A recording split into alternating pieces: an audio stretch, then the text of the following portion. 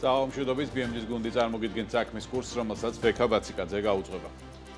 ავერსი PSP და მერმისი კონკურენციის სააგენტოს გადაწყვეტილებას სასამართლოში გაასაჩივრებენ. ამის შესახებ განცხადება ფარმაცევტული კომპანიების ასოციაციამ კონკურენციის სააგენტოს მოკვლევის შედეგებზე დაყრდნობით გავრცელა, როგორც ცნობილია კონკურენციის სააგენტომ 4 ფარმაცევტულ კომპანიას კარტელური შეთანხმების გამო 53 მილიონ ლარამდე ჯარიმა დააკისრა. ბიზნესის გამოხმაურებას აანგებო ბრიფინგით უპასუხა ჯანდაცვის მინისტრმა.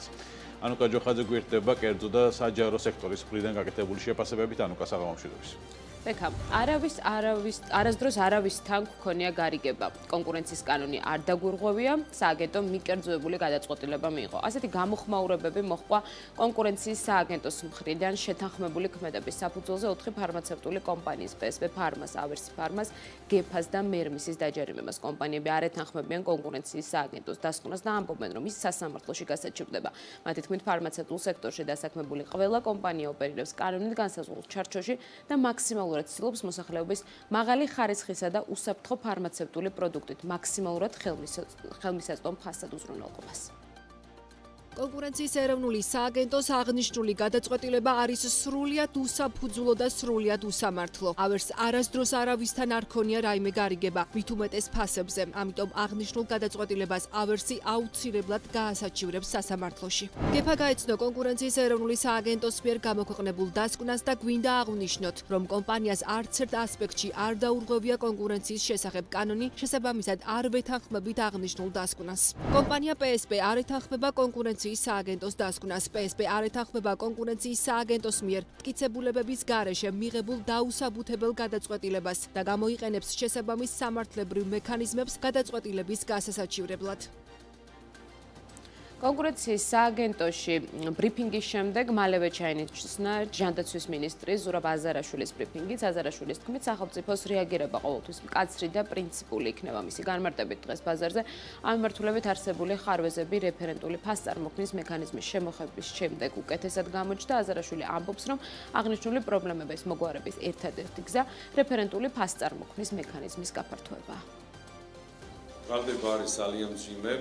ის მასალები და არგუმენტებიც, რაც კონკურენციის სააგენტომ ჩვენგანაც ამოიღო, ასევე ფარმაცევტული კომპანიებიც ჰქონდათ საკმარისზე მეტი დრო არგუმენტების წარმოსადგენად, ამ მასალებით და მტკიცებულებებით დასტურდება ის, რომ ეს იყო ცალსახად გარიგებული იმ კონკრეტულ მედიკამენტებზე, სადაც ხდებოდა ზუსტად ერთი თეთრი სიზუსტე. როცა მედიკამენტი 1000-ობით ლარი ღირს, თეორიულად ამის დაშვებაც, ამის ალბათობაც არის მინიმალური, რომ ერთი თეთრი სიზუსტით 4 კომპანიამ ერთი და იგივე ფასი შესთავაზოს სახელმწიფოს მედიკამენტებზე. ეს იყო წინასწარ განზრახული მიზანმიმართული, რომ ხელოვნურად მოხდარიყო გაზრდილი ფასით სახელმწიფოს მხრიდან ანაზღაურება და შესაბამისად ამ მოქალაქეებისთვის ძალიან მნიშვნელოვანი ზიანის მიყენება. თქვენ იცით, რომ ჩვენ გვაქვს წლიური ლიმიტი ონკოლოგიურ მედიკამენტებზე და სამწუხაროდ სწორედ იმ ლიმიტიდან ხდებოდა ამ თანხების გახარჯვა და შესაბამისად ესეთი ადამიანები რჩებოდნენ მედიკამენტის გარეშე. ერთ-ერთი ბოლო განცხადება ფარმაცევტული კომპანიების მისამართით მიმდინარე თვეში გავრცელდა. სამინისტრო მედიკამენტების ნუსხა გავრცელა, რა შემთხვევაშიც მათი თქმით ადგილი აქვს სააფთიაქო ქსელებში იმპორტის ფასთან შედარებით 32-ჯერ ძვირად. ზოგ შემთხვევაში 1000, 2000 და 3000%-იანი ფასნამატით წამლების რეალიზაციას კითხვაზე დაიწყებს თუ არა კონკურენციის სააგენტო. ფარმაცევტული ბაზრის მორიგ მოკვლევას ირაკლი ლექვინაძე პასუხობს, რომ შესაბამისი გადაწყვეტილება ფარმა ბაზრის მორიგი მოკვლევის დაწყების შესახებ იანვარში იქნება მიღებული. მადლობა, ეს ანუკა ჯოხაძე იყო, განაგრძოთ გადაცემას.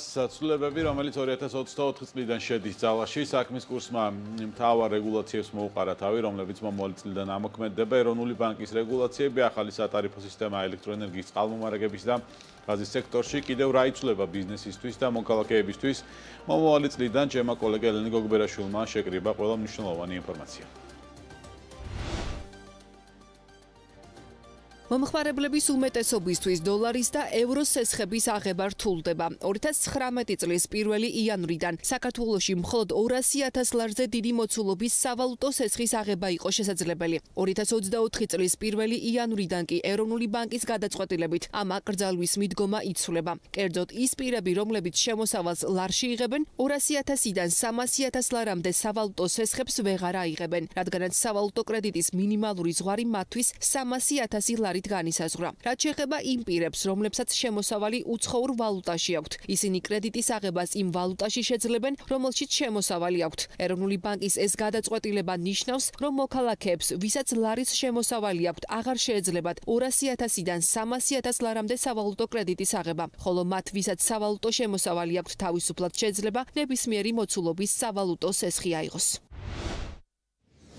2024 წლის 1 იანვრიდან დეპოზიტების დაზღვევის სახელმწიფო სისტემის ზღვარი 15,000-დან 30,000 ლარამდე იზრდება. დეპოზიტების დაზღვევის სააგენტოს ხელმძღვანელის ინფორმაციით, ამჟამად ბანკების ყოველთვიური სავალდებულო შენატანი 3,6 მილიონი ლარია, რაც ახალი რეგულაციის პირობებში 5 მილიონ ლარს მიუახლოვდება. 30,000 ლარამდე დეპოზიტების დაზღვევის ვალდებულება ვრცელდება მიკრობანკებზეც. სისტემა ამჟამად საბანკო სექტორში არსებულ 52,3 მილიარდის დეპოზიტებს ფარავს. აქედან 26,8 ფიზიკური პირების, 25,4 კი იურიდიული პირების დეპოზიტებია. დეპოზიტების დაზღვევის სააგენტო ბანკებისგან მიღებულ შენატანებს სახელმწიფო ფასიან ქაღალდებში აბანდებს. ნოემბრის მდგომარეობით ფონდის ზომა 187 მილიონ ლარს შეადგენს.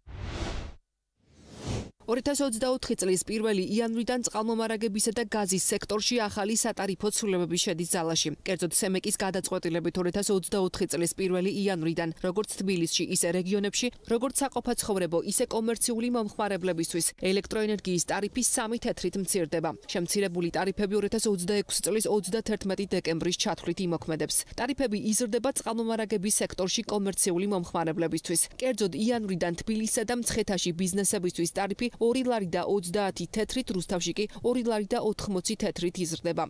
იანვრიდან ბუნებრივი არის ტარიფი იზრდება თბილისსა და რეგიონებში კომერციული აბონენტებისთვის. გადაწყვეტილება გაზგამანაწილებელმა კომპანიებმა მიიღეს. მაგალითად, თბილისი ენერჯის არასაყოფაცხოვრებო მომხმარებლებისთვის მისაწოდებელი ბუნებრივი გაზის ფასი 1 კუბურ მეტრზე 1 ლარი და 24 თეთრის ნაცვლად 1 ლარი და 29 თეთრით განისაზღვრება. გაზის ფასი უცვლელი დარჩება იმ პურის მწარმოებელი კომპანიებისთვის, რომლებზეც ხორბლის ფქვილის სუბსიდირების სახელმწიფო პროგრამა ვრცელდება. 2024 წელს აზარტული თამაშების ბიზნესიდან მოგებისა და საშემოსავლო გადასახადების მობილიზაცია 400 მილიონი ლარით გაიზრდება. ლოტარიების აზარტული და მომგებიანი თამაშობების მოწყობის შესახებ კანონში ცვლილებების მიხედვით იანვრიდან სისტემურ ელექტრონული ფორმით აზარტული თამაშობის მომწყობ პირთათვის საშემოსავლო და მოგების გადასახადის განაკვეთი 10%-დან 15%-მდე იზრდება. 2%-ის ნაცვლად საშემოსავლო გადასახადის 5%-იანი განაკვეთით დაიბეგრება ასევე სათამაშო აპარატების თამაშობებში მონაწილე პირის მიერ გატანილი თანხაც. იანვრიდან საქართველოში 2013 წლამდე გამოშვებული ავტომობილების იმპორტი იკრძალება. დაწესდა გამონაკლისიც, კერძოდ ყველა ავტომფლობელი, რომლის კუთვნილი სატრანსპორტო საშუალება, რომელიც 2013 წლის ქვემოწლოვანებისაა და 2023 წლის 1 დეკემბრამდე ჩაიტვირთა კონტეინერზე. გზაშია და 1 იანვრამდე არ ესწრება მისი ჩამოსვლა საქართველოში, კანონმდებლობით გათვალისწინებული პირობებით ისარგებლებენ და ჩვეულებრივ დარეგისტრირდებიან. ცვლილებები ამოქმედება ბუნებრივი რესურსების მომპოვებელი კომპანიებისთვისაც, კერძოდ უმრავლესობის ინიცირებული კანონით იანვრიდან კირქვის მოპოვებაზე მოსაკრებელი ორმაგდება. კომპანიებს კირქვის მოპოვებისთვის ნაცვლად 14 თეთრისა 28 თეთრის გადახდა მოუწევთ. სავარაუდოდ მომავალ წელს დაამტკიცებს და ამოქმედება გასამმაგებული მოსაკრებელი ქვიშა-ხრეშის მოპოვებაზეც. პარლამენტში წარდგენილია კანონპროექტი ბუნებრივი რესურსებით სარგებლობის მოსაკრებლის არსებული 2 თეთრიდან 6 თეთრამდე გაზრდის შესახებ. მომავალ წელსვე ამოქმედება საკონტეინერო მოსაკრებელიც. პირველი მოსმენით უკვე მიღებულია ადგილობრივი მოსაკრებლის შესახებ კანონში ცვლილებები, რომელიც საკონტეინერო მოსაკრებლის შემოღებას გულისხმობს. კანონი გავრცელდება იმ პირებზე, რომელთა საკუთრებაში ან სარგებლობაში იქნება საქართველოს ტერიტორიაზე საზღვაო ნავსადგურში გადამუშავებული კონტეინერი. მოსაკრებლის ოდენობა და არაუმეტეს 30 ლარია გათვალისწინებული. შედეგად დეპუტატები მუნიციპალიტეტების ბიუჯეტში დამატებით 14,3 მილიონი ლარის მობილიზებას გეგმავენ. 2024 წლის 1 იანვრიდან მშენებლობის ნებართვის მისაღებად დეველოპერულ კომპანიებს მთელი საქართველოს მასშტაბით გამწვანების პროექტის წარდგენის ვალდებულება აქვთ. აქამდე აღნიშნული ვალდებულება მხოლოდ თბილისში არსებობდა. დეველოპერული კომპანიები ექსპლუატაციაში ბინებს ვერ მიიღებენ, თუ გამწვანების პროექტით გათვალისწინებული სამუშაოები შესრულებული არ იქნება. ამ მიმართულებით კომპანიები მკაცრ მონიტორინგს დაექვემდებარებიან. 2024 წლის იანვრიდან ძალაში შედის ახალი სახელმწიფო პროგრამა, რომელიც მხოლოდ ადგილობრივ ბაზარზე ღვინის პოპულარიზაციის წახალისებას ითვალისწინებს. საუბარია ქვეყნის შიგნით მარკეტინგული ხარჯების თანადაფინანსებაზე, რომლის ბიუჯეტი მომავალი წლისთვის 1,5 მილიონი ლარია. 2024 წლისთვის სამიზნე ბაზრებზე ქართული ღვინის პოპულარიზაციისთვის გამოყოფილი ბიუჯეტი 2 მილიონი ლარით იზრდება. ჯამში მარკეტინგულ აქტივობებზე ღვინის ეროვნული სააგენტო 2024 წელს 16 მილიონ ლარს დახარჯავს. რეგიონში მიმდინარე მოვლენები და გამოწვევები დღეს პარლამენტის საგარეო ურთიერთობათა კომიტეტში აზერბაიჯანში, თურქეთსა და სომხეთში საქართველოს ელჩებს მოусმინეს. ელჩებმა ეკონომიკურ კავშირებზე ისაუბრეს და იმ ცვლილებებზე გაამახვილეს ყურადღება, რასაც პროცესებზე მომდევნო პერიოდში ექნება გავლენა. ელჩებმა აღნიშნეს, რომ ქვეყნებს შორის მჭიდრო ეკონომიკური თანამშრომლობა და არაერთი პროექტი ხორციელდება ერთობლივად. ჩვენს გაგვაჩნია ჩვენს დერეფანს ძალიან დიდი პოტენციალი სატრანზიტო თვალსაზრისით და ამ მიმართულებით არაერთი მნიშვნელოვანი პროექტი ხორციელდება. საუბარი არის შუა დერეფნის გაძლიერებაზე, ხელშეწყობაზე, რათა უფრო მეტი ტვირთი მოვიზიდოთ ჩვენს რეგიონში. ძალიან აქტიურ ფაზაში არის გადასული მოლაპარაკება საერთაშორისო პროექტის, რომელიც გულისხმობს შავი ზღვის წყლზე ელექტროკაბელის გაყვანას. ფიქრობთ, რომ ძალიან მალე აღნიშნული ეტაპი დასრულდება და ჩვენ ყველანი მომსწრე ვიქნებით ამ პროექტში ჩართულობის, მათ შორის საქართველოს პოზიციებს არა მარტო როგორც ტრანზიტორი ქვეყანა, არამედ პირველ რიგში ელექტროენერგიის ექსპორტიორი ქვეყანა. თურქეთი არის ჩვენი სტრატეგიული მოკავშირე, ჩვენი მეზობელი. ის არის ერთ-ერთი მთავარი პარტნიორი, როგორც ეკონომიკური, ასევე პოლიტიკური. მოგეხსენება, თურქეთი არის ყველა მიმართულებით პრაქტიკულად ლიდერი სახელმწიფო საქართველოსთან მიმართებაში. პრაქტიკულად არ არის სფერო, რომელიც თურქეთზე არ გადეს. ერთადერთი შეიძლება ისიც ევროკავშირთან მიმართულებით იყოს რაღაცა, თქვათ, ნაკლებად დახონձლული, მაგრამ აქაც იცით, თურქეთი არის ევროკავშირის კანდიდატი ქვეყანა და თავის სპეციფიკური ურთიერთობები აქვს. საქართველოს ბიზნეს ასოციაციის პრეზიდენტი სოზოფ ხაკაძის შეფასებით საქართველოსთვის ევროკავშირის კანდიდატი ქვეყნის სტატუსის მინიჭება ევროპის ქვეყნებთან ეკონომიკურ და სავაჭრო ინტეგრაციას მნიშვნელოვნად გაზრდის. ამის თაობაზე მან BMG TV-ს გადაცემა წერტილთან ინტერვიუში განაცხადა, სადაც კანდიდატი ქვეყნის სტატუსის პოტენციურ ბენეფიტებზე ვრცლად ისაუბრა. სოზოფ ხაკაძე ამბობს, რომ ბიზნესი ევროკავშირის ქვეყნებში ექსპორტის მნიშვნელოვან ზრდას ელის. BMG-ის პრეზიდენტი ამბობს, რომ ბიზნესის საექსპორტო ბაზრების დივერსიფიკაცია ზრდის, თუმცა ჯერ კიდევ ფაქტია, რომ რუსეთი ქართული პროდუქტებისთვის კარგი ბაზარია, მაგრამ მისი როლი კლებულობს. ბიზნეს ასოციაციის პრეზიდენტი ამბობს, რომ ბიზნესი უნდა იყოს კიდევ უფრო აქტიური, ვინც აქტიურებს და ევროკავშირისკენ იმოძრავებს, ის ბევრ სიკეთეს მოუტანს თავის თავს და ქვეყნის ეკონომიკას. ბიზნესი აკეთებს იმას, მოღვაწეობს იქ, მიდის იქ, სადაც უფრო მეტ ფულს იშოვებს. ამიტომ პეთება ბიზნესს, ხო? პოეტმა კარგი ლექსი უნდა დაწეროს, მასწავლებელმა კარგად უნდა ასწავლოს მოწაფეს და კმაყოფილი იყოს ორივე მხარე. ასე შემდეგ და ბიზნესმენის ამოცანა რომ ეკონომიკური მოგება მიიღოს.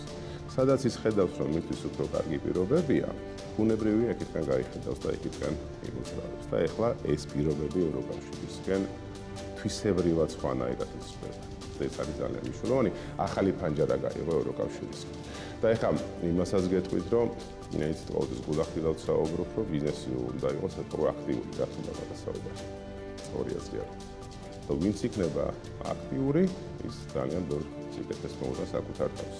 რეფორმები თავის კომპანიას, თავის თანამშრომლებს, დამფუძნებლებს და ზოგადად ბუნებრივია. საქმის კურსი ამით დასრულებულია. კიდევ ერთხელ გილოცავთ დამდეგ შობა ახალ წელს და 2024 წელს შევხვდებით. ნახვამდის.